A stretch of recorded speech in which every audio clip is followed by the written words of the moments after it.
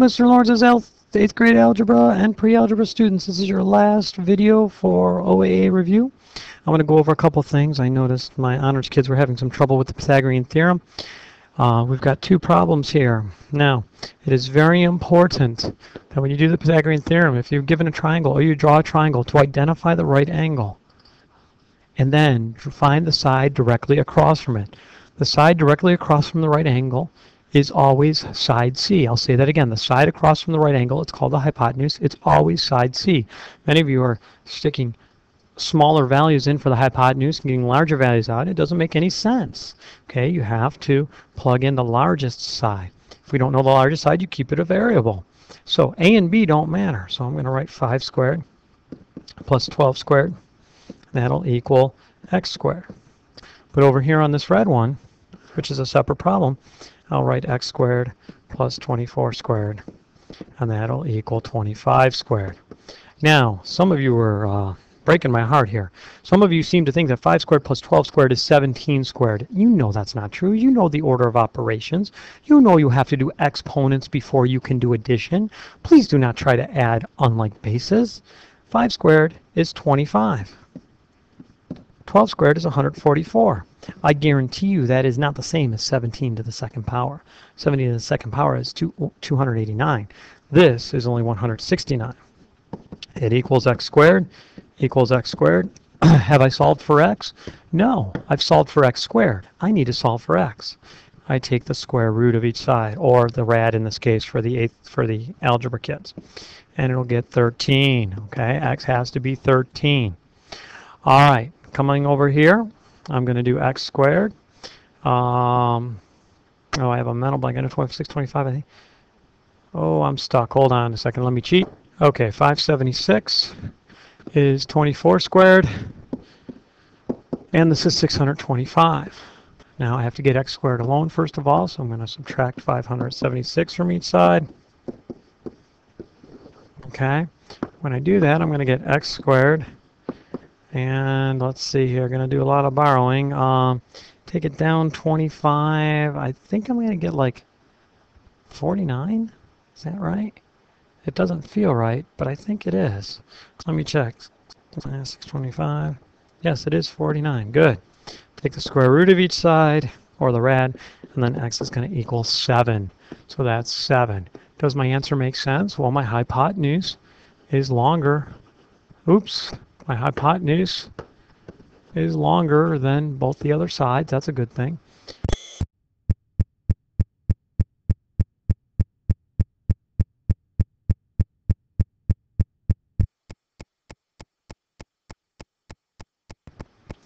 Okay, so sorry about that. I had a small technical malfunction, but I think I'm back and running.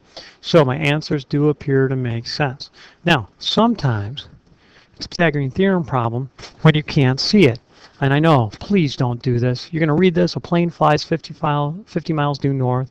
It turns, oh, I left a T out of there. Let me get a T in there. It turns 90 degrees and flies due east for 80 miles. Okay, this plane, how far is it from its starting point? It is not 130 miles. If you add 50 plus 80, you are not thinking. Please draw a picture. Please take the 10 seconds it takes to draw the picture. We know that it goes 50 miles this way, and we know it goes 80 miles that way. Ooh, 90-degree angle, and I'm looking for this distance here. It's a Pythagorean theorem problem. Okay, my hypotenuse is always across from the right angle. I don't know that distance. That's x.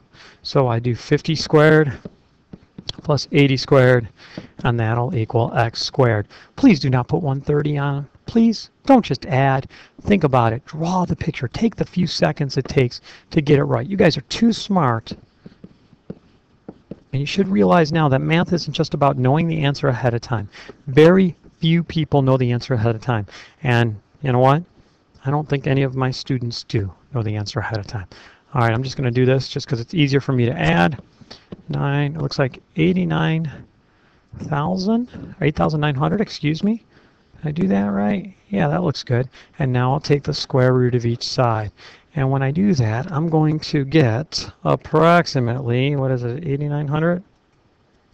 I'm going to get x to be approximately 94.34 miles.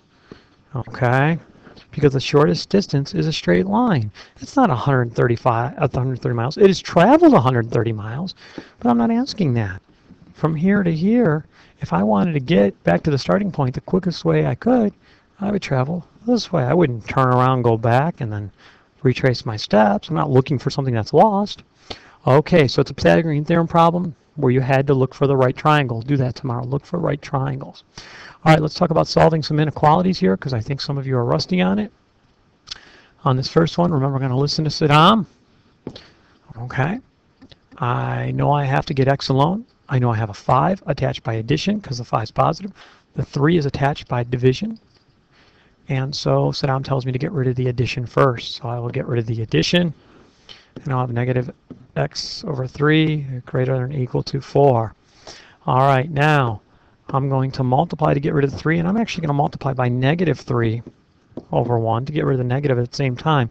What's that? I'm going to multiply by a negative. Whoop, whoop, whoop, whoop, whoop, whoop, whoop, whoop. Alarm should be going off in your head. Danger, Will Robinson. The negative 3's will cancel. I'll get x. On the right-hand side, I'll get negative 12. But because I multiplied by a negative 3, the greater than or equal to will turn into a less than or equal to. Remember, the inequality needs to flip. On a number line, that would look like this. All right, I have negative 12. It's going to be a closed circle because negative 12 does make this true. Give me another number that makes that true. Does negative 10 make it true? I'm sorry, negative 20?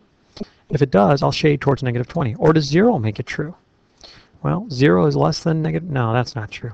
Negative 20 is less. Yes, it is. So there we go. All right, I'll shade that way and have my point colored in there. All right, over here on this one, another inequality. This time I'm going to subtract 8 from each side. Why? Because I'm trying to get x alone, and Saddam tells me to do addition before I undo multiplication. I'm going to get a negative 2 here, get a 2x, and then I'm going to divide by 2. Did I divide by a negative? No, I did not, even though I wrote that there for a second. Since I did not divide by a negative, I am not going to flip my inequality. Now, if any of you have ever learned you just shade the way the inequality is pointing, please forget that. It is not true. I'm going to show negative 1. Okay, it's not equal to, so I'm going to put an open circle. And I'm going to shade. Well, let me see. I need a number bigger than negative 1. How about 5? And a number smaller than negative 1, negative 10. And I'll see which one gives me a true statement. Well, I think 5 is greater than negative 1. So I will shade towards the 5. And I know negative 10 is not greater than negative 1. And there you go. And there's your shading. And that's it. Simple stuff. You guys should ace that tomorrow. All right, the distance formula. A lot of you are having problems with the distance formula.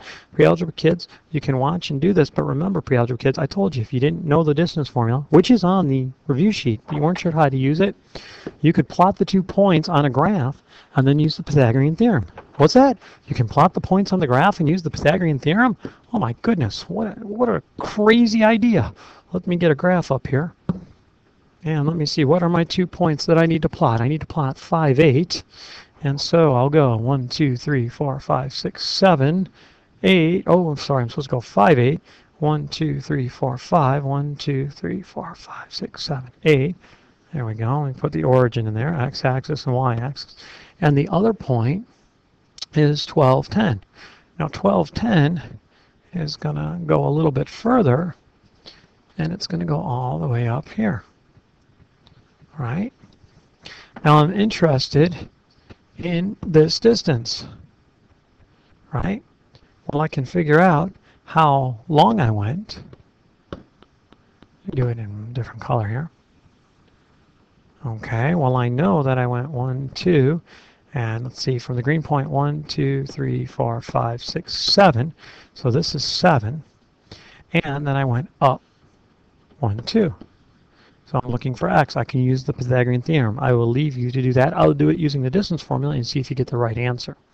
All right, to use the distance formula, you have to be careful. A lot of you made mistakes with this. You have to first identify x and y, and then x and y. Now I'm going to subtract my x's. So I can do 12 minus 5, and I'll square it. And I will do 10 minus 8 and square it. Okay? So 12 minus 5 is 7. 7 squared is 49. All right, notice we had a 7 right here, didn't we? 10 minus 8 is 2. 2 squared is 4. Hey, we had a 2 right there. Coincidence? I think not. So this becomes the square root of 53. And to estimate that, I know it's going to be a little bit more than 7. Probably about 7.3, but I'll take the square root of 53 on my calculator. And I got 7.28, so it's approximately 7.28. My estimation of 7.3 was pretty close. All right. If I did the Pythagorean theorem, you should have gotten about 7.28 or 7.3, depending where you round it. My right angle's here. I find the hypotenuse. 2 squared plus 7 squared equals x squared. All right. So that is the distance formula. Now the midpoint formula. This is simple. Okay. Average. To average, you add up and divide by how many there are. How many x's are there? There's 2. One of the x's is 5 and the other x is 12. So I'm going to go 5 plus 12 and divide by 2. Well, 5 plus 12 is 17. Half of 17 is 8.5. That is not difficult. You should not be getting this wrong, algebra students. This is too simple. All right. My y's. I have 2 y's. I have 8 and 10. So I'm going to do 8 plus 10. Divide by 2. 8 and 10 is 18. Divide by 2 is 9. The center, the midpoint of this line segment occurs at 8.5, 9. Let's go up to the graph and see if it does in fact. Let's see. 8.5, 9 is where I think it's going to occur. So there's 10, 9, 8.5 would be along this line right here. And I'm going to make it nice and thin, because otherwise it kind of distorts things. There we go. So there's 8.5 approximately. I'll try to get it on there as exact I can. All right. And now I have to do 9. And 9 would be right here. And let me not do that, but do this. Make it nice and thin. And let's see, let's get it so it's right on the 9 line. And there you go. There is where the place is intersect, the middle of the point. Look at that, middle of the segment. That's the midpoint right there. That is the midpoint. It's simple. You just average the x's. You add them up, divide by 2. You average the y's, add them up, and divide by 2. That's it. That's it, ladies and gentlemen. Okay, 8.5, 9. All right, I don't think I have anything else I want to go over. I hope you get a good night's sleep tonight, get some good rest, and kick some serious butt on this test. You guys should blow this thing out of the water. All right, Mr. Lawrence signing off. Good night, everybody.